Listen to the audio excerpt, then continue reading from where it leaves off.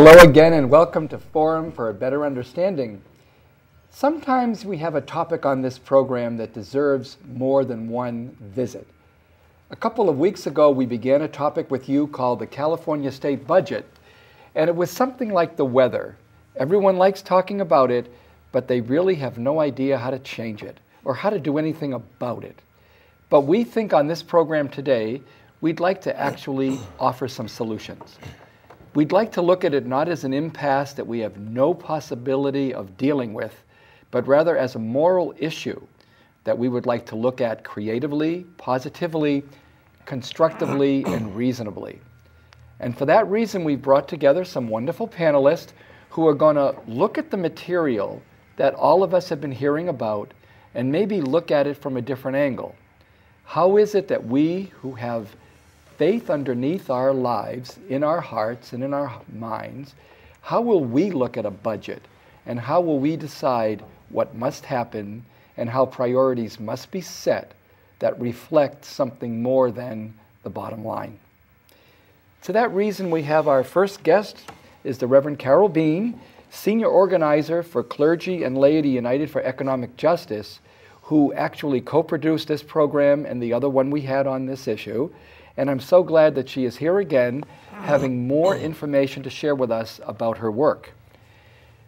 In the middle of our table, we have a brand new guest, never before on this panel. We're so glad that Steve Arvis, who is the Vice President for Enrollment Management at Fresno Pacific University and a history professor at that great institution, is here today to speak from that vantage point.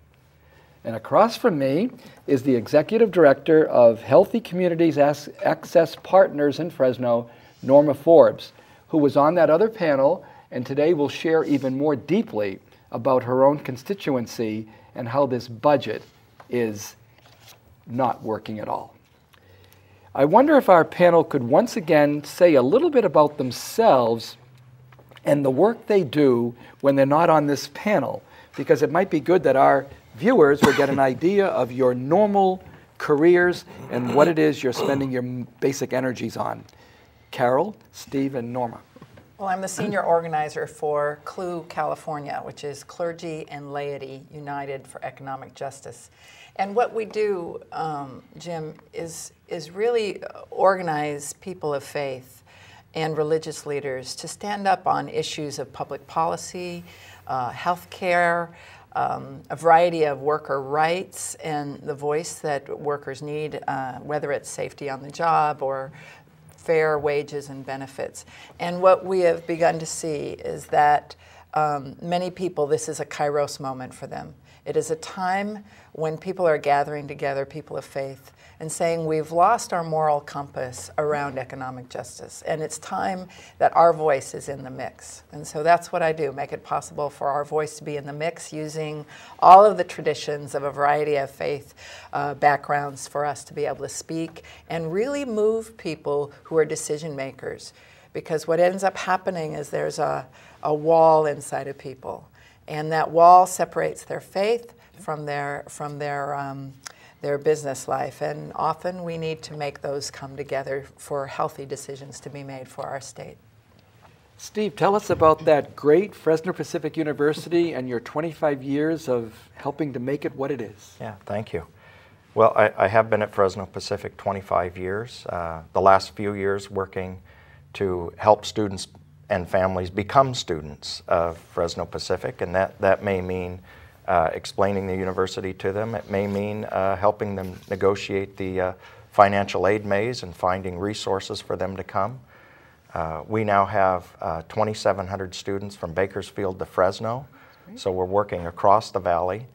And part of my work too is helping the university organize itself so that students are successful, so that they're out serving in schools, in churches, in businesses. We're trying to put together the whole mix, and I love being in the middle of it. So glad that you're there for such a good time. Yeah. 25 years, great. Norma, about your service in the ministry you're doing. Thank you. Fresno Healthy Communities Access Partners is we're a nonprofit organization that's been in existence for 6 years here in Fresno County. We consist of 12 healthcare delivery system organizations, largely hospitals, private doctors, clinics. We're focused on the medically underserved and the low income with a goal of access to healthcare. We have been doing this work, as I said, for about 6 years, and the targeted number keeps growing, but our challenges are undiminished. We're hanging in there with a focus on largely children, but also their parents, on all children deserve health care. Now, the big question now is, why would it be that the three of you individually would find this topic, the California budget, very important to you personally, professionally, and the constituencies that you represent? Carol. Well, it's interesting because my mother, who is, I guess she's 85 now, she has been living on a poverty income because she can't afford her medication. And it's painful to see that she could actually live better, but in order to get her medication at a cheaper rate, she has to live at a poverty level. So that's a personal, connection. But what I see around the state is clergy coming to me and saying, I have people coming to me saying, I don't know how to pay my health care bill. I don't know how to stay in my home. I don't know how to make the decision between feeding my family or paying my rent. And so a lot of clergy are wondering, what do we do? How do we actually get engaged in the conversation? And how do we make a difference? And so charity is not enough right now. We're having to really think about what our voice is in the public arena. So I help that dialogue happen and make that more visible. Thanks for doing that show with us today again. Thanks.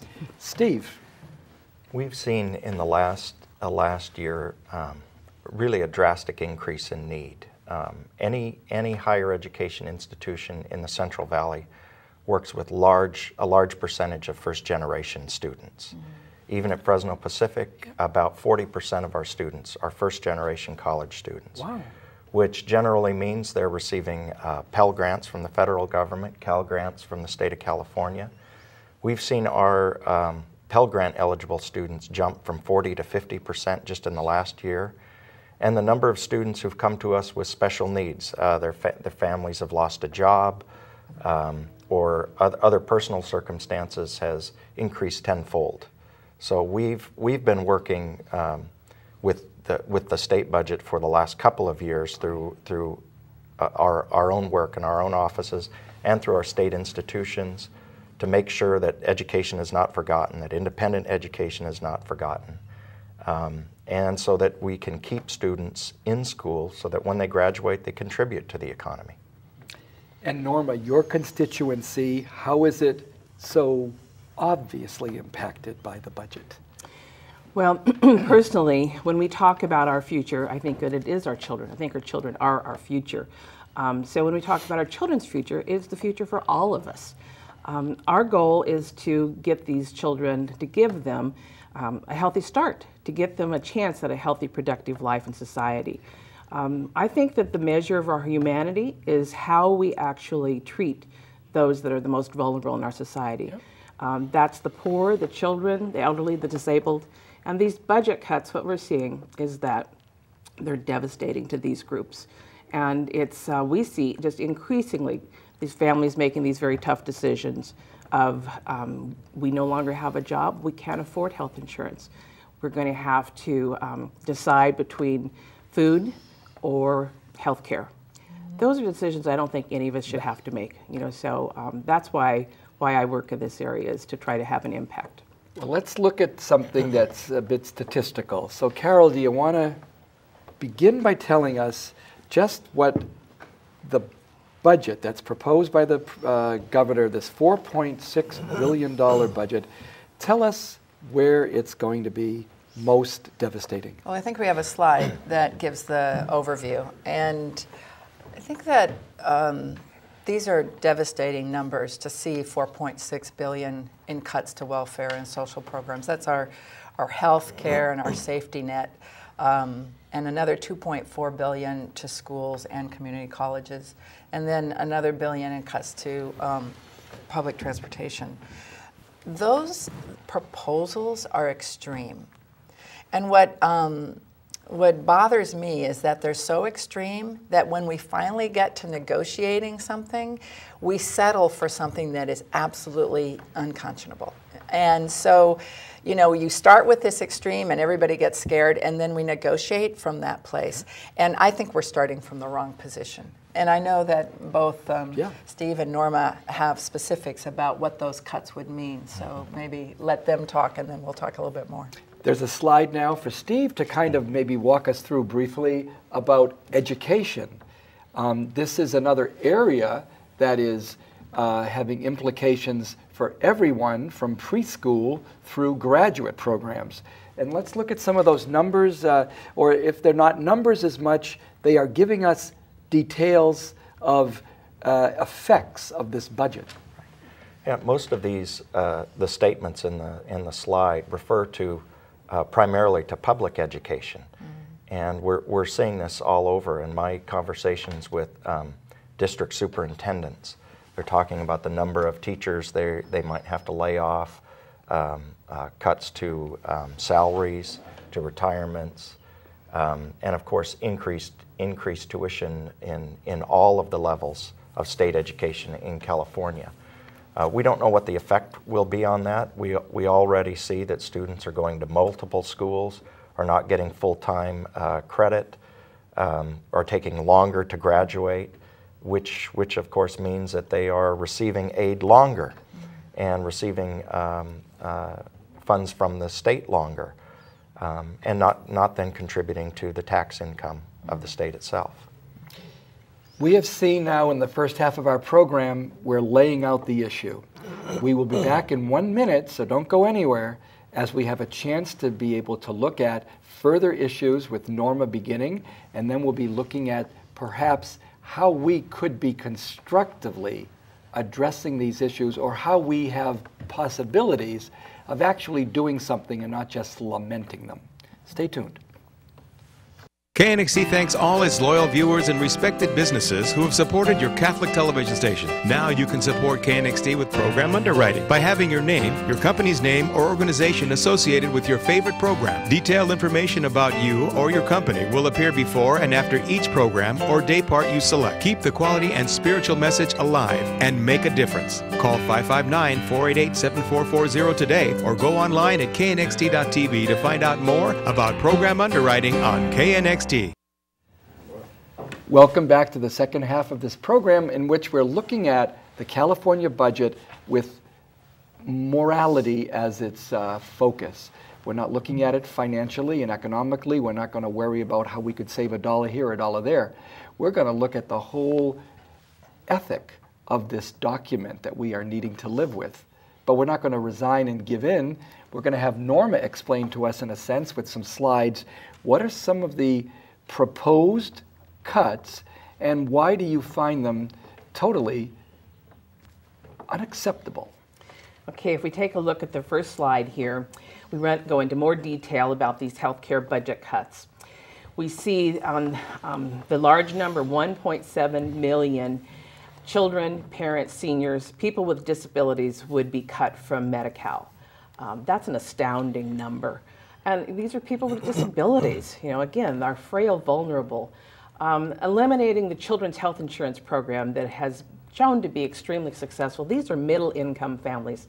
Healthy families, statewide, the governor's proposal, 875,000 children. These are children. Here in Fresno alone, 25,310 children would lose their health insurance coverage. And this program provides immunizations, well child visits, asthma medications, hospitalization, and dental care. These are sort of essential. These are healthcare issues that really, you know, people can't go. You lose everything if you have to pay for these on your own. Medi-Cal, the services and eligibility, 150,000 infants from working families will be uninsured. Going on to the next slide, it shows more of these challenges. The Medi-Cal programs are proposed to be completely eliminated. AIM is access for infants and mothers. This is prenatal care for pregnant women.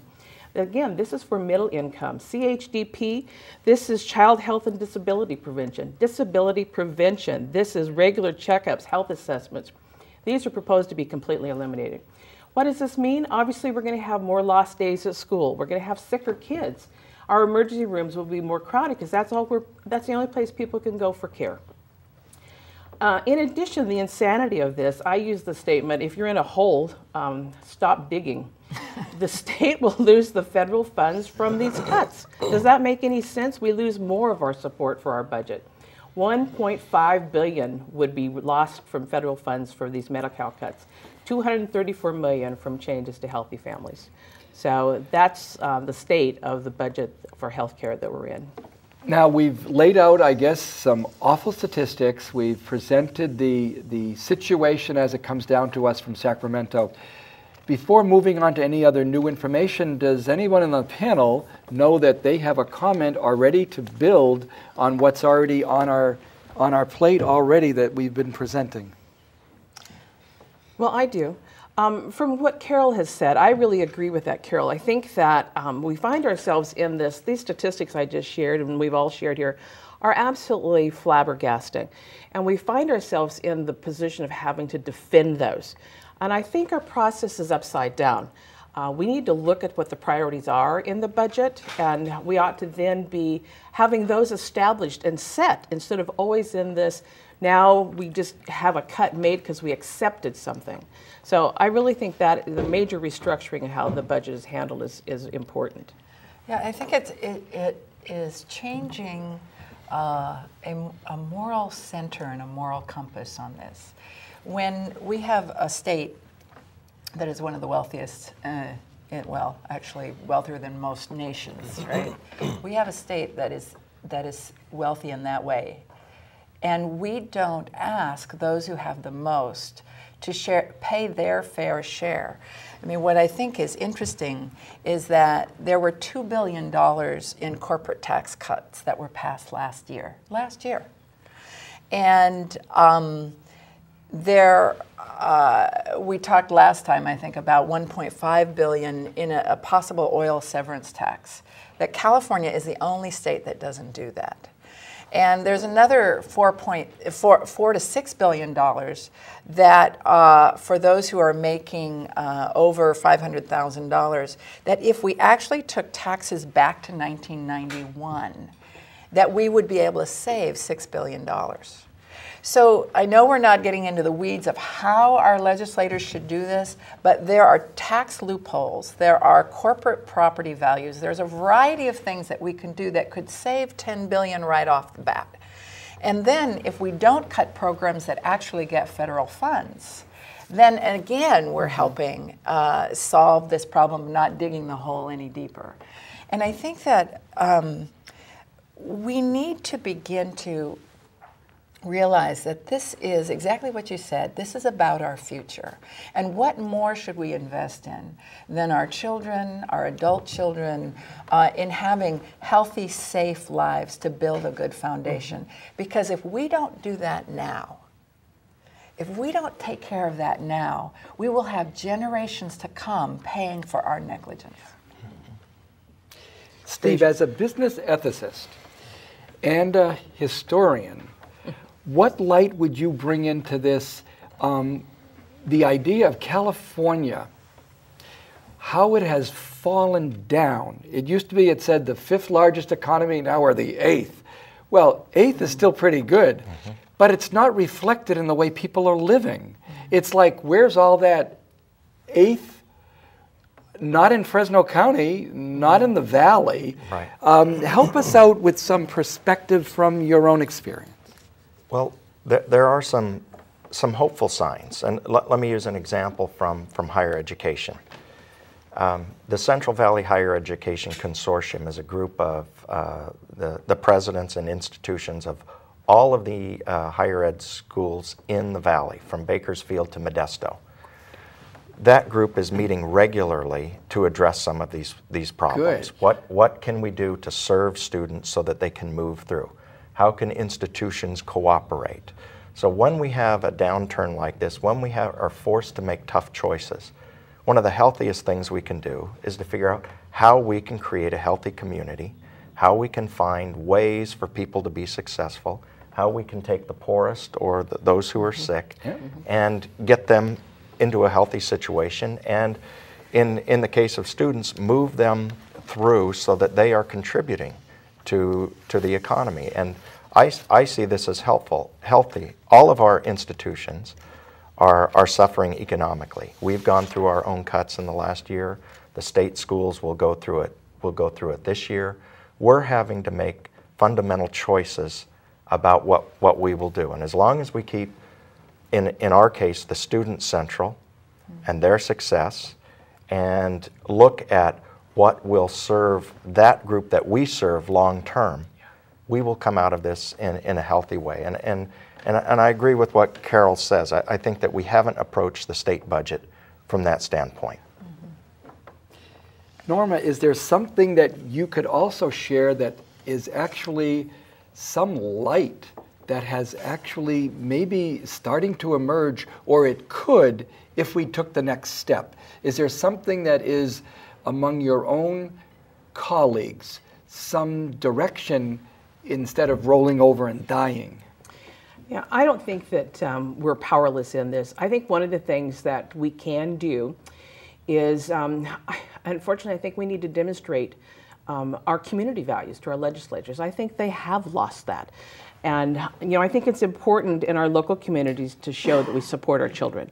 We contribute time, resources, money. That's what my organizations are doing. We work with about 30 different organizations that are doing everything they can to help one child at a time. And I think that if we take that message that I think that we can show that in our community, that we care for our educational institutions, we care for our kids getting health care. That's up to us, so that we can build on that and maybe bring that back to the legislators who are representing us, that these are the values that they need to show and support with regard to the budget. Now, that's what you were just doing. Yeah, and I want to say something that I think that we forget, is that these statistics are not about somebody else. It's your parent or yourself who is not going to have the services that help you stay in your home or help your parents stay in your home. It's your grandchild or your child that's not going to have access to child care. It's your brother or sister who's out of work that's not going to have the benefits that will provide a safety net for those families. It's your daughter or your son trying to go to school and who can't get that grant and who can't make it through. It's each one of us, each one of our lives are being impacted by this. And if we kind of say, oh, it's the poor, or oh, it's the immigrants, or oh, it's the people of color, or oh, it's the poor white people, or whatever they it is, that if we don't start claiming it as us, and if we don't take God's command to say there is no stranger, there is no one outside of the realm of God. And so we have a responsibility to build the kingdom of God as God would intend it. And so we understand compassion is at the very heart of it, but it's also that we make decisions that are responsible and fair, and that we invest in our society in healthy ways. And so this is at the very center of our faith, and if we deny that and make it about somebody else, then I think we've lost our grounding as people of faith. Now, there is a map that did show the effort that was made to bring to our representatives in Sacramento the message. Could we show that map? And then, Carol, could you tell us something about your leadership on this crusade? Well, we've actually had some teachers and some parole officers and some healthcare folks walking from, they started in Los Angeles with a kickoff and drove to Bakersfield. And then from Bakersfield, they are walking the 300 miles to Sacramento and stopping along the way. And on March 23rd, they were in Fresno. And we had a wonderful event that blessed those marchers and broke bread with them and said that we're here to stand with them around that public And that was at the safety. Newman Center. That was at the which is a Newman very Center. beautiful- And on April 21st, which is a very important date, is that there's going to be a kind of culmination rally in Sacramento. And if you're interested and able to come on April 21st in the afternoon, there'll be a gathering, a procession to the Capitol. They'll be blessed by religious leaders, and then there'll be speakers. But earlier in the day, if you would like to call your legislator, come to the Capitol and visit your legislator, make it part of your responsibility to get word out to your local assemblymen and senators in California that we need to do something different. And perhaps changing this 2/3 rule, where it takes 2/3 of the California legislators to pass a budget. We're the only state in the union that does that from both sides. And if we could get a more reasonable way to pass a state budget, I think we could make some real headway. Steve, we have about a minute and a half. Final thought from your own perspective on this issue.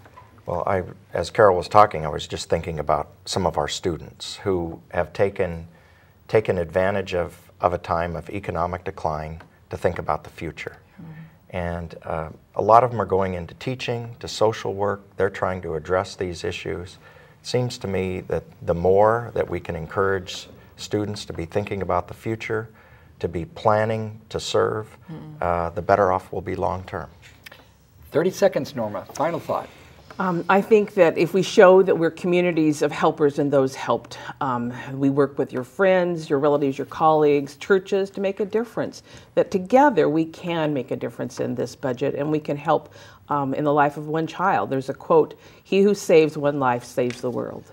Well, I want to thank our wonderful panel today. They've really been enlightening, and it was the second time we looked at the topic, but I know we went deeper. I want to thank Steve Varvis for joining us from Fresno Pacific University today, Norma Forbes, who came back and had more time to share, and Carol Bean for having organized this program for us. Thank you very much. We'll be back again next week with another forum. We hope you enjoy these programs and that you'll be in touch with us with your own insights and observations by calling the station. Till then, God bless.